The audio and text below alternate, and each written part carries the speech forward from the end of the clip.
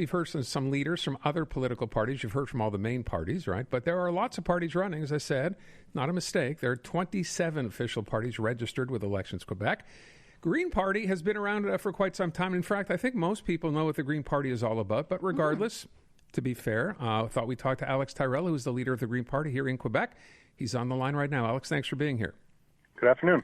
Let me start with something real simple. Let's wrap it up and tell people what you think people should know about the Green Party. Well, I think that people should know that the Green Party of Quebec is an eco-socialist party. For us, eco-socialism means taking care of the environment, but also the population at the same time, making sure we have a quality public health care system, that our schools are in good shape, and that we have a social safety net in which nobody is left behind. We're also a federalist party, and we think that Quebec's diversity is a positive thing. We're against any kind of religious or linguistic discrimination, and we've always been a strong voice for the Anglophone community.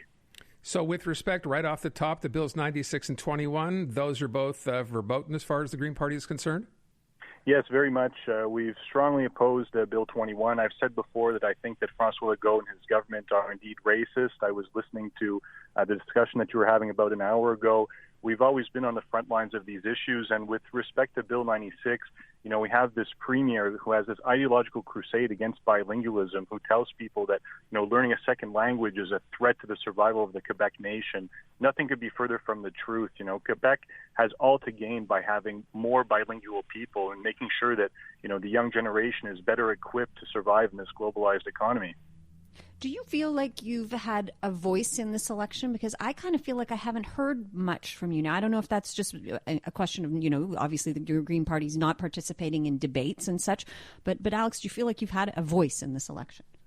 Well, I feel like we do have a voice, but, the level of media coverage has been quite frustrating. Like none of the big newspapers, whether it's the Gazette or La Presse or Le Devoir or Radio Canada, has even written a single article about the platform of the Green Party of Quebec. So I think that that's, a source of frustration, certainly for us and for the 73 people who are running under the Green Party banner. But we have had press conferences pretty much every single day throughout the entire election campaign. We have been able to contribute to the debate. We've been able to push Quebec Solidaire a little bit further to the left to sort of keep them, hold their feet to the fire on certain issues. So I think that we do have a positive impact on the debate, and I think that, our party would in fact be a lot more popular if we were given an equal or, at least a little bit better media coverage.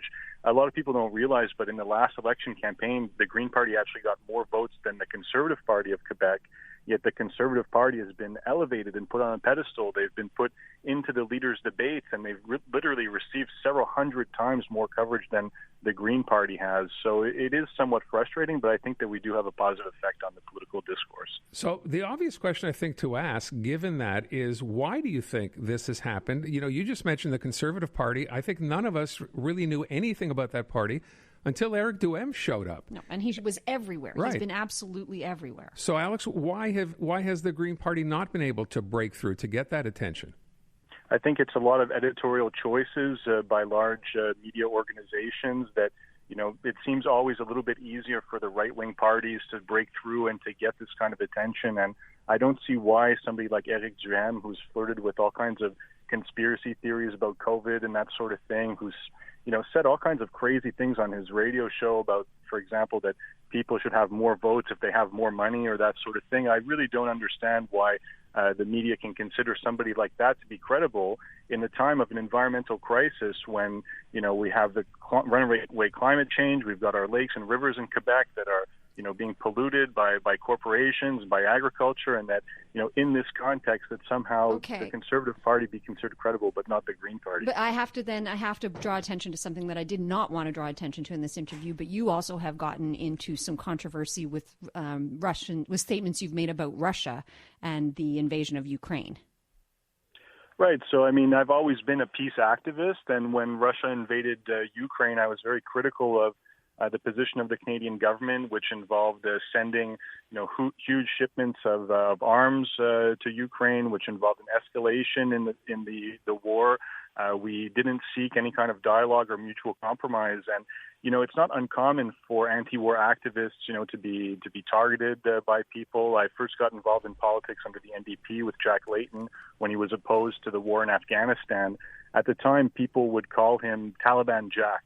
And I think a lot of people realize that, we did not achieve our objectives in that war. We lost hundreds of Canadian soldiers. There were thousands of Afghanis that were killed. And it's a very similar situation with Russia. People who are speaking out against escalation of the war with Russia are often branded as things like Russian agents and that sort of thing. And I think that it's really unfortunate in Canada that we have, such a rough treatment of people who speak out against NATO and against the U.S. military agenda. Okay, I didn't think we'd kind of launch into that, but I will ask you a question. Maybe this is a bit unfair, Alex, but just really, really quickly. If Eric Duhem had been leader of the Green Party, do you think things would be different? I don't know. I mean, look, I started the leadership of the Green Party as a first-year university student back in 2013. This is my third general election.